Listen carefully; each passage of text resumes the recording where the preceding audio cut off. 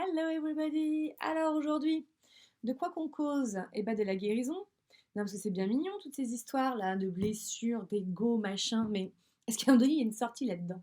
Alors oui, il y a la guérison. Mais la guérison, chacun va entendre comme il le souhaite, bien sûr, hein, chacun met du sens différent les uns des autres. Alors, est-ce que c'est la guérison dans le sens où tout disparaît? Alors non, ça moi je suis pas sûre, hein, très clairement. Peut-être, mais peut-être pas. Par contre, une chose qui est sûre, c'est que par exemple, si j'ai une cicatrice ici, est-ce que j'ai besoin qu'elle disparaisse totalement pour ne plus avoir mal? Bah non, déjà quand elle est cicatrisée, quand j'appuie, voilà, je peux la regarder, il n'y aura plus la charge de la douleur. Et ben c'est un peu ça en fait la guérison. C'est, attendez, je mets mes lunettes, hein. C'est de voir en effet sa blessure, de voir repenser au passé sans avoir la charge émotionnelle qui est associée. En gros, pour moi, c'est ça. Donc peut-être qu'à un moment donné, on la verra plus du tout, parce qu'en effet, elle n'aura plus lieu d'être. D'accord. Mais même si elle reste, c'est pas gênant. Voilà, c'est d'accueillir en effet ces messages ou ces signes du temps, ces signes d'expérience sur soi par exemple. Donc c'est vrai que pour moi la guérison, alors souvent d'ailleurs mes patients ils me demandent ouais, est-ce que je vais guérir? Bah vous attendez quoi? Parce qu'en même temps, et puis en fait tout dépend de vous. Ah oui, il y a un truc que je vous ai pas dit, tout dépend de vous. C'est-à-dire que bah oui, 51% du travail c'est vous et 49% c'est moi. Et en plus, oui, je suis payée, tout à fait, c'est ça l'idée. En fait, moi, je ne suis qu'un moyen. La guérison ne vient pas de l'extérieur, elle vient de l'intérieur. Oui, oui, oui, je vous jure. Alors après, voilà, on va me dire quoi? Bah du coup, Virginie, tu sers à rien. Bah en fait, oui et non. Moi, je me vois comme un outil, ce que j'explique toujours aux patients. Grâce à vous, grâce à... Non, non, grâce à nos séances, grâce à ce que vous avez fait de nos séances. Très clairement. Moi, je me vois comme un couteau suisse. Parce qu'en effet, comme je touche à plein de trucs, voilà. Donc après, si vous m'utilisez potentiellement, bah, c'est peut-être plus facile pour ouvrir la canette ou machin. Ou... Si vous ne m'utilisez pas, bah, je reste un couteau suisse dans votre poche. Enfin, très clairement, super. Un objet de plus. Ouais. Donc c'est en ça. Mais après, le moyen, bah, il a intérêt à être bon. En effet, je travaille tout pour. Mais toujours pareil, avec mes limites et qui je suis. Maintenant, même si vous n'avez pas un super couteau suisse, etc., si vous l'utilisez, à un moment donné, vous aurez des résultats, très clairement. C'est un peu comme si vous avez un grand mur à peindre, vous avez des petits pinceaux, des grands pinceaux, vous avez carrément un pistolet pour... Bah après, c'est à vous de choisir en fait ce que vous souhaitez. Puis il y a des fois, le pistolet, dans les angles, je vais vous dire, ça va être dégueulasse, ça sert à rien. Donc on prend le petit pinceau. Enfin, voilà. Donc bah, moi, je peux être par exemple un gros pistolet pour nettoyer plein de choses. Puis peut-être qu'à un moment donné, ce que je fais aussi des fois, j'en vais voir d'autres collègues parce qu'il y a besoin du petit pinceau pour faire ci. Ou des fois, c'est moi le petit pinceau. Il y a déjà un gros traitement en psychothérapie à côté avec un autre thérapeute. Ah bah tiens, elle a cette approche-là. Allez, hop, moi là, je suis le petit pinceau. Donc après, voilà, c'est à soi de voir comment on veut utiliser les moyens qu'on a à l'extérieur. Donc, mais toujours pareil, un moyen. Moi, quand j'entends, ouais, je fais un gros travail sur moi, j'ai lu plein de bouquins. Peut-être, peut-être pas, j'en sais rien. Mais à un moment donné, ça vient pas de l'extérieur. L'extérieur est là pour vous réveiller votre intérieur, pour vous montrer votre monde intérieur, pour vous bouleverser, pour vous changer. Si c'est juste une compréhension, c'est super, mais ça, pour moi, ça manque de quelque chose. Le processus, il se fait pas, en fait, jusqu'à la guérison. Et c'est pour ça que certains, d'ailleurs, sont très, très frustrés, hein. J'ai lu beaucoup de trucs, j'ai fait ci, j'ai fait ça. Bah ouais, c'est vrai que c'est important de faire. Mais est-ce que tu as fait, enfin, dans quelle dimension tu l'as fait? Et puis toujours pareil, ça prend du temps, selon la profondeur de la blessure. Très clairement, si on est obligé de cureter, voire même presque d'amputer, j'exagère, bah oui, c'est pas pareil hein, que c'est juste un micro-bobo et qui est léger à la surface de la peau. C'est toujours pareil. Et puis si vous avez mis un pansement depuis des années et qu'en dessous ça purulait, c'est en train de s'infecter à mort, bah oui, c'est pas même non plus travail de nettoyage de la blessure. Moi par exemple, à un moment donné, je parlais d'une méthode, je t'avais inventée comme ça, la méthode PAX. C'était pour essayer d'expliquer en effet à mes confrères et consoeurs, et même quand on me pose la question, un peu de ce que je faisais, ce qui est quand même un peu complexe parce que je fais plein de choses. Qui est encore complexe pour moi pour expliquer en tout cas. Et du coup, on avait trouvé PAX. Pourquoi? Parce que déjà, en effet, c'est un pacte avec vous-même. Très clairement, moi, ça fait travailler mon syndrome du sauveur. C'est que moi, quand les gens patients ils viennent, bien sûr que j'ai envie d'être là, d'accompagner au mieux, etc. Mais à un moment donné, chacun son chemin, chacun fait ce qui... C'est par rapport à eux qui sont engagés dans leur thérapie. Alors oui, avec nous, il y a un engagement d'horaire, parce que sinon ça me fout dans la merde, etc. quand même. Mais c'est surtout vis-à-vis d'eux-mêmes. Quand ils loupent une séance, que je leur dis, c'est pour vous. Voilà. c'est pas pour moi. Enfin, moi, c'est mon job, donc oui, mais c'est surtout pour vous, vous loupez quelque chose, moi, très clairement. Ouais, donc la méthode PAX, en effet, c'est déjà en effet un engagement vis-à-vis de soi, hein, on se PAX à soi-même. Et donc le P de la prise de conscience. Vous allez voir, ça commence pareil avec les bourbons. Mais oui, si on n'a pas conscience, on fait comment? On est dans le déni là, et ça marche pas. Ça marche pas. Et puis après, il y a la deuxième étape, pour moi, voilà, qui est l'action. J'ai pris conscience, donc je me mets en action. Parce que s'il n'y a pas d'action, bah, vous allez voir qu'après, le C de changement, il n'y en a pas. Si je fais comme d'habitude, je vais avoir des résultats de d'habitude. Potentiellement, c'est ça, hein, dans l'idée. Ouais. Donc, en effet, comme j'ai agi différemment, en tout cas, je tente des actions, j'ai le C du changement. Il y a des changements qui s'opèrent et ces changements amènent à la sérénité, le S. Voilà. Alors, le A, à un moment donné, j'ai failli faire un double A.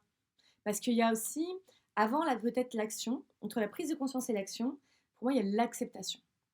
Hein, je ferai encore un blabla là-dessus, mais l'acceptation. C'est-à-dire que si je prends juste conscience, mais que derrière je n'accepte pas, alors il y a mentalement, mais il y a aussi surtout dans le cœur. Bah, à un moment donné, vous allez voir que ça bloque. Ça bloque, ça bloque, ça bloque. Parce que l'acceptation amène au lâcher-prise. Lâcher prise de mes anciens systèmes pour justement faire différemment. Ouais, ouais. Je pourrais en parler des heures, hein, des jours, des journées entières. Donc je ferai plusieurs vidéos, je vais essayer d'être assez concise. Donc là, par rapport en tout cas à toujours le livre de Lise Bourbeau, Guérir les 5 blessures de l'âme. Moi, j'ai rajouté des petites choses, mais je vais essayer de rester dans son domaine. Voilà, il y a plein de vidéos, j'ai plein d'idées, donc ce sera à vous après de piocher ce qui vous parle. Donc en effet, Lise Bourbeau, elle part du principe que la première étape, déjà, c'est de reconnaître l'ego. Donc, en effet, d'aller reconnaître, c'est notamment ce que je disais dans une autre vidéo, d'aller peut-être l'identifier. Marie-Chantal de retour, MC est dans la place, vivi. Ça fait mal, hein, d'entendre ah oui, j'ai l'ego, le moi-je, le gna-gna, je te l'avais dit. Ah bah voilà, quand je suis comme ci, comme ça, c'est pour faire comprendre que moi, je suis pas comme ça. Ça fait un peu mal aux dents sur le moment. Enfin, en tout cas, moi, j'ai trouvé que ça avait fait vachement de mal et vachement du bien. Pourquoi? Parce qu'en effet, l'ego toujours hein, se croit super utile, hein, très clairement. Alors, elle peut l'être quand elle est apprivoisée. Sinon, c'est le bordel. Sinon, c'est méga bordel. C'est le jugement, c'est quand on accuse ou on juge soi-même ou quelqu'un. Quand on pense au passé ou à l'avenir dans un certain malaise. Je m'explique. Quand je ressens un malaise en pensant au passé ou à l'avenir, eh ben, on peut se dire, tiens, là, il y a de la peur, il y a de l'inquiétude, il y a de la culpabilité, il y a de l'appréhension, du doute, de la décision et de la colère. Ça, c'est l'ego. Ça, c'est l'ego. Quand vous êtes dans l'intuition ou dans votre connexion avec vous, il n'y a pas tout ça. Non. Donc, vous pouvez vous poser la question, dans ces situations, est-ce que je me sens heureux, dans la paix et satisfait? Ouais, bah ça, c'est de l'intuition. Souvent, on me demande comment faire la différence. Bah voilà, vous l'avez. Ou est-ce que je ressens un certain malaise, hein, comme je vais vous lister. Après, on peut ressentir les deux. Je vous donne un exemple. Je veux me barrer à Marseille. Ouais, c'est fun, je me vois déjà, ma voiture, machin, le soleil, gna gna, Bianca Gueule du Sud, ouais. Arriver à mon petit cabinet, ouais, ça m'enjaille, je suis contente, tout ça, c'est fluide. Je sens que c'est là, c'est dans mes cellules, ça frétille, c'est ok, quoi. Puis il y a l'autre partie qui fait aïe aïe aïe, les doutes. Bah ouais, tu pars en pleine crise du Covid. C'est le bordel économiquement déjà, machin, nanana. Et en plus, tu reprends une nouvelle patientèle. Hmm. Mais comment les gens vont te voir? Mais comment, mais si, mais ça, et si ça prend pas? Voilà. Et avec la famille, hein. Voilà. Donc, on peut vivre les deux. D'accord? Donc, moi, je vais être super cool en me disant, je sens dans mes tripes, dans tout, c'est le. Voilà. Il y a un passage là-bas en tout cas, hein, c'est l'intuition, c'est un fort ressenti. Même là, quand je suis à Versailles, je fais mes courses, j'ai l'impression d'être à Marseille, donc autant vous dire, j'ai déjà l'impression qu'une partie de moi est déjà là-bas. Et puis bah, l'autre partie, je vais aller l'interroger. Et ça, c'est dans une deuxième partie, vous allez voir. Je vais aller l'interroger justement pour comprendre les croyances, etc. Et pour aider, bah, dire à MC, Marie-Chantal, regarde, tout va bien. Oula, c'est quoi cette vieille peur? Hein, c'est la peur de l'ancêtre, du machin, du bidule, parce que quand il a osé faire un truc, il s'est planté. Pouah, t'inquiète. Ah, parce que toi, quand t'as commencé il y a 10 ans, t'as galéré, machin, etc. Dans ton installation. Enfin, il y a 10 ans, j'étais pas la même qu'aujourd'hui. Puis justement, j'ai l'expérience, je vais pas refaire la même chose. Donc, une fois que vous avez pris conscience de tout ça, on a la deuxième étape. Deuxième étape, c'est découvrir les émotions et nos ressentis. Vivi. Alors ça, je ferai une vidéo explicite là-dessus exprès, parce que c'est tellement riche, les émotions, les ressentis. Ce sont des messagers. Et pour ceux qui me connaissent un peu, tout ce qui est symbole et message, moi, c'est mon petit kiff. Hein. Voilà. Pour moi, c'est grandiose. Ça excite mes neurones. C'est génial. Sauf qu'en fait, on est quand même dans une société et dans un système, l'humain, quand même, beaucoup, souvent, un système de contrôle. Donc, autant vous dire contrôle, et puis dans le mental. Donc, moi, souvent, quand je pose à mes patients, comment vous vous sentez? Ça va. 99,9%. Ça va. Bon, alors déjà, vous êtes chez moi, donc potentiellement, il y a un truc qui ne doit pas aller forcément. Hein, voilà. Mais ça va, je me sens, ça va, ça fonctionne pas en fait. Hein, je pose une question. Donc souvent, quand on pose une question, l'idée, c'est de reprendre le début de la question. Je me sens. Et là, j'ai pas la suite. Donc heureusement, j'ai un poster là. Et j'ai des patients des fois qui regardent en disant oh putain, dans quoi je me sens. Et en effet, on manque de vocabulaire émotionnel, très clairement. Donc moi, j'ai des petites listes hein, que j'envoie à mes patients. Ou sinon, en effet, dans son livre, Lise Bourbeau, voilà. Non, c'est là. Elle a fait en effet. Non, alors du coup, voilà, tout à l'inverse, hein, on va y arriver.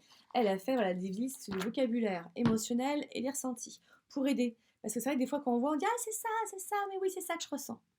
Après, vous avez le film Vice Versa, hein, qui peut vous donner, enfin le dessin animé. Oui, je suis très dessin animé, ma vie est un cartoon. Donc ça explique énormément et très très bien de façon simple, normale, c'est fait pour des enfants. Justement, le système émotionnel, à quel point on a besoin de toutes les émotions et qu'il n'y en a pas des négatives ou des positives. Moi, ça me trouve le jean. Voilà, non. Agréable, désagréable, à la limite, si vous voulez. Une émotion n'est pas négative, parce qu'elle vient vous apprendre quelque chose sur vous-même. Si on part de ce principe-là, bien sûr. Donc, on peut se poser 3 questions par rapport à ça. Qu'est-ce que je ressens dans cette situation? Donc, on va regarder le petit tableau, machin, gna. Où se situe l'émotion dans le corps? C'est vachement important. Où est-ce qu'elle prend la source? Où est-ce que je la vis? Où est-ce que je la ressens, en fait? Hein, on est dans le ressenti, dans le corps. On est dans le moment présent. On n'est pas il y a 10 ans, il y a 15 ans, et dans 15 ans. Ici, maintenant. Et de quoi ai-je peur pour moi? Ah ouais, mais non, j'ai peur pour les autres. Avec mon auréole au-dessus de la tête. Et ben non. Et ben ça a été aussi une claque que je me suis prise. Enfin, que Marie-Chantal s'est prise. Enfin, qu'on s'est prise, quoi. Parce qu'en fait, on n'a jamais peur pour les autres, réellement. Alors si, un petit peu quand même, mais on pense avoir peur de ce qui pourrait arriver à l'autre, ce qui n'est pas faux, faux. Mais alors qu'en réalité, on a surtout peur pour nous, des répercussions que ça va avoir sur nous. Je vous explique. Imaginons un parent, c'est l'exemple le meilleur pour moi. Il a peur que son enfant soit malheureux, soit ci, soit ça, soit dans l'échec, soit je sais pas quoi. Certes, il aime son enfant, il n'a pas envie que l'enfant souffre, parce que lui-même, il sait ce que c'est. Projection, vous voyez, projection. Non, moi j'ai eu mal, je veux pas que ça... Mais surtout, quelque part, la répercussion, c'est quoi quand son enfant, je ne sais pas ce qui lui arrive? Bah, il peut se sentir impuissant, il peut se sentir mauvais, dans l'échec, incompétent, enfin, il peut sentir plein de choses en fait. Il peut ressentir sa propre blessure. Aïe, aïe, aïe, aïe. En fait, derrière, des fois, voilà, les parents me disent mais moi j'ai peur d'être un mauvais parent. Ah bon, on y est. On y est, la véritable peur pour soi. J'entends bien pour l'autre, mais foutez-lui la paix à l'autre. Votre enfant, il va gérer, ne vous inquiétez pas, il va faire ses expériences de vie, et il a son chemin, et je suis mal ouais. Il a son chemin, voilà. Chacun s'occupe de ses fesses. On n'a pas la puissance de guérir les autres, je rappelle. Je rappelle, on est tous des pièces sur l'échiquier de la vie des uns et des autres. On est en interconnexion. Mais on n'a pas cette puissance-là. Et en tant que thérapeute, je ne l'ai pas. Alors, autant vous dire que, voilà, les guérisseurs, non, on active le pouvoir de guérison chez vous. On n'est qu'un moyen, toujours pareil. Ok? Bon. Donc, on ne peut pas s'occuper, en effet, notamment de la guérison si, enfin, en tout cas d'un malaise, si en effet on n'en a pas conscience de sentir ce malaise. Et où est-ce qu'on le ressent, et machin, etc. Ouais. Maintenant, si on réussit pas, ça arrive, hein, mais on s'en fout, what the fuck, c'est pas grave. On lâche prise. On lâche prise. À un moment donné, ça viendra, il y aura d'autres expériences de vie, quelqu'un d'autre sur votre échiquier de la vie, sur votre chemin, qui va venir vous y mettre quelque chose. Soit de manière agréable, c'est la bénédiction, soit de manière désagréable, c'est une leçon. Voilà. Nos rencontres ne sont pas le fruit du hasard. Remerciez vos amis et remerciez vos ennemis, parce que eux, ils vont vraiment aller vous emmener là où vous ne voulez pas aller, mais c'est nécessaire. Et puis sinon, il y a le petit plus, alors ça c'est moi qui l'ai rajouté, c'est le et si. Et si il arrive ça, qu'est-ce qui se passe? Pourquoi c'est si grave? Par exemple, je vous explique, on va donner un exemple. Et si je pars à Marseille et que j'arrive pas à avoir des patients tout de suite, par exemple, hein, qu'est-ce qui se passe?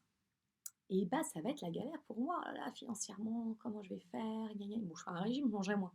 Donc, non. Donc, c'est la galère, etc. Je vais peut-être remettre mon choix en question, en cause.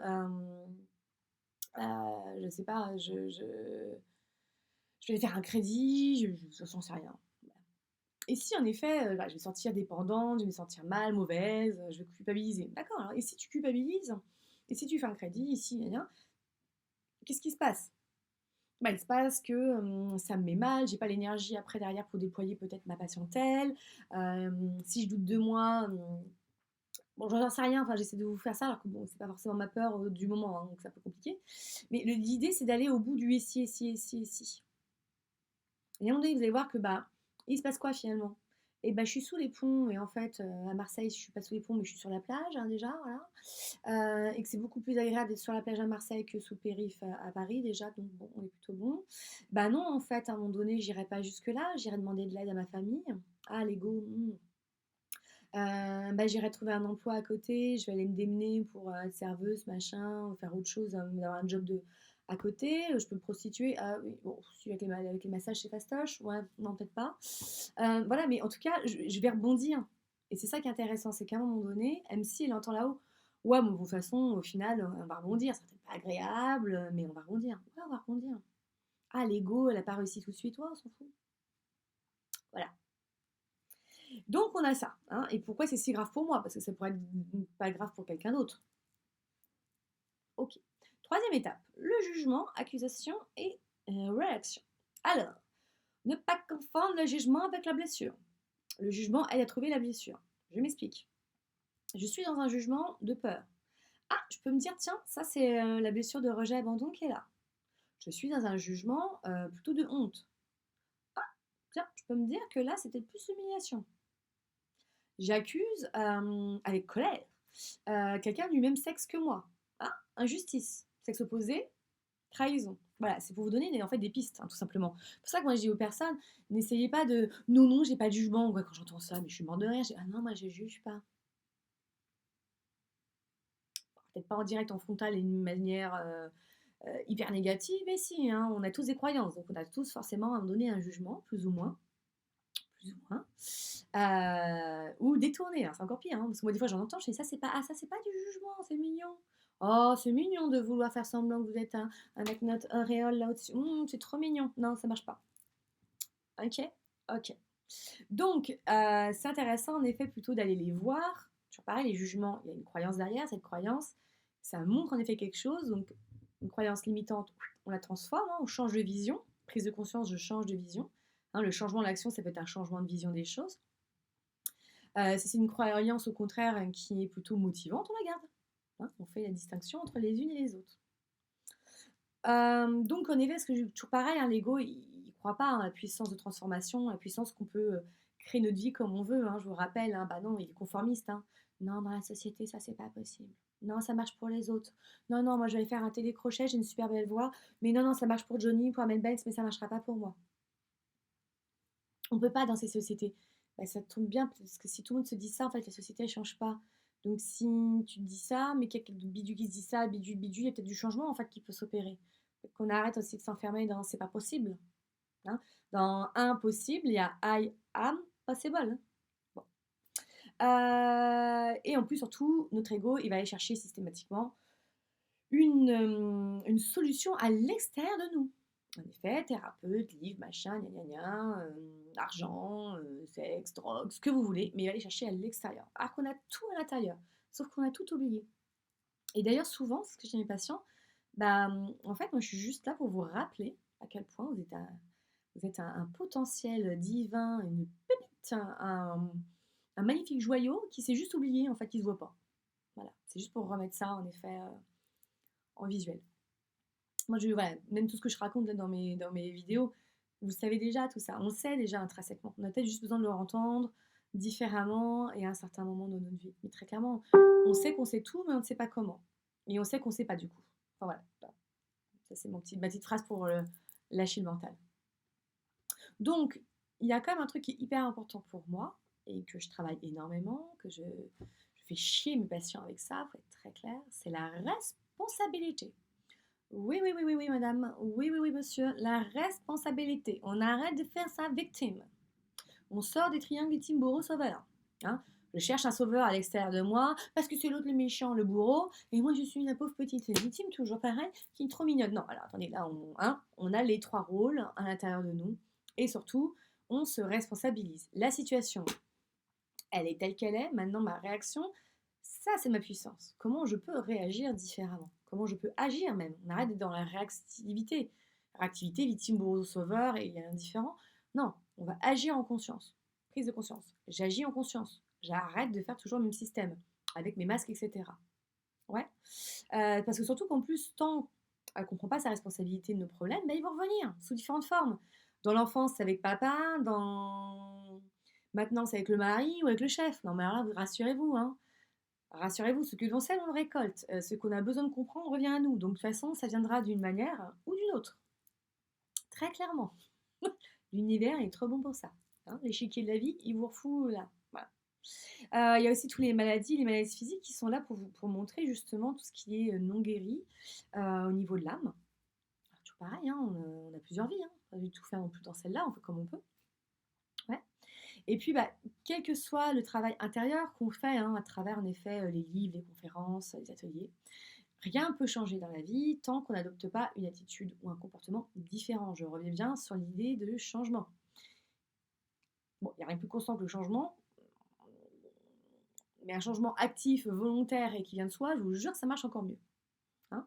Donc, l'idée, c'est plutôt d'observer la blessure plutôt que de se laisser diriger par le masque associé. Dans l'idée, c'est ça. Donc, il y a une disparition en fait, qui va se faire graduellement, vous allez avoir comme impact au niveau des masques, même physiquement, à un moment donné, vous allez voir au niveau du physique, quelque chose change, mais comme je dis souvent, c'est un processus, ça se claque pas comme ça dans les mains, ça peut prendre du temps.